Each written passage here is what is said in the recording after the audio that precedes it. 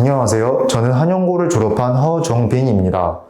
이번 입시에서 수시로 서울대 기계공학과와 연세대 시스템반도체공학부를 최초합하였고 고려대는 반도체공학부를 1차 합격했지만 면접을 응시하지 않았습니다. 수능에서는 물리학 1을 45점, 생명과학 1을 48점을 받았고 최종적으로는 서울대학교 기계공학부에 24학번으로 입학할 예정입니다.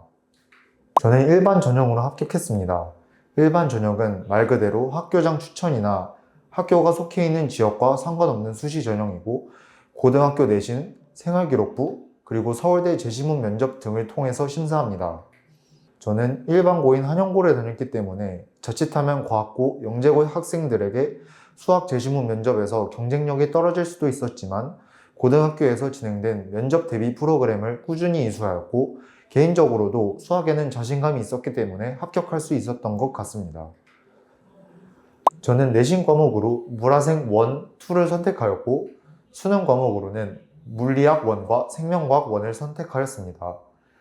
물화생을 내신 과목으로 선택한 이유는 제가 2학년 때까지 진로를 아직 명확하게 정하지 못한 상태였고 내신 과목을 선택할 당시 학교 친구들 대부분이 물화생을 선택하였기 때문에 친구들을 따라 물화생을 선택하게 되었습니다.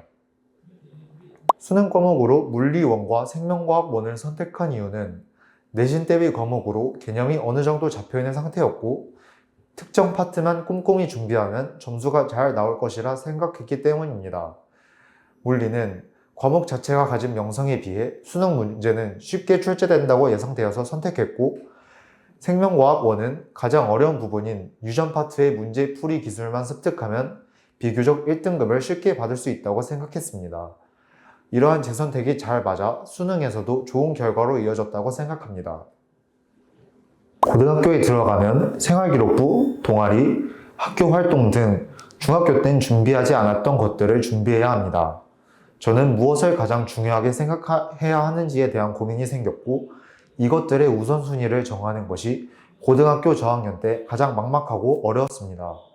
그래서 수시와 관련된 자료들을 확인하고 상담을 해보면서 현재 수시 입시에서는 생활기록부의 내용들보다는 내신 등급 자체의 중요성이 높다는 결론을 내렸습니다.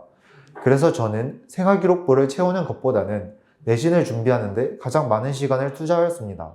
저는 알과형에서 물리학, 화학, 생명과학 1을 공부하였습니다.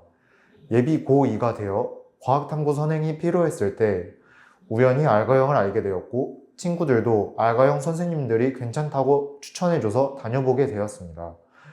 물리 수업의 경우 수업 교재가 가장 기억에 남았습니다.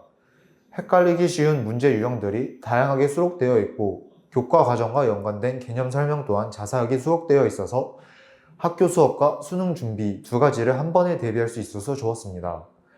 화학 수업 담당 선생님인 권학기 선생님께서는 수능 문제 출제 기조를 잘 설명해 주시고 화학 1 과목에서 가장 중요하다고 생각되는 시험 볼 때의 시간 배분과 관련된 다양한 실전 팁들을 알려주셔서 화학 1 과목의 문제들을 간단하고 빠르게 풀 수 있게 되었습니다. 알과형에서는 높은 퀄리티의 자취 교재를 일정 기간마다 계속 제작해 주셨고 수업 시간마다 숙제 검사와 복습 테스트를 진행하여 매주 체계적으로 공부하고 있다는 느낌이 들었습니다. 또한 일정이 생겨 결석하게 되면 수업 영상을 보내주시는데 그 영상 화질이 깨지지 않아 선생님의 필기가 명확하게 보였고 음향의 상태도 좋아서 현장에서 강의 들을 때만큼 집중할 수 있어서 좋았습니다. 이후 담당 선생님 클리닉을 진행하며 수업 영상에서 이해되지 않았던 개념 설명에 대해 질문하거나 어려운 문제 풀이에 대해 질문하며 결석했던 수업을 제 것으로 만들 수 있었습니다. 대부분의 입시생들은 다른 학생들과 비교되는 자신의 실력과 성적에 의하여 스트레스를 받을 것입니다.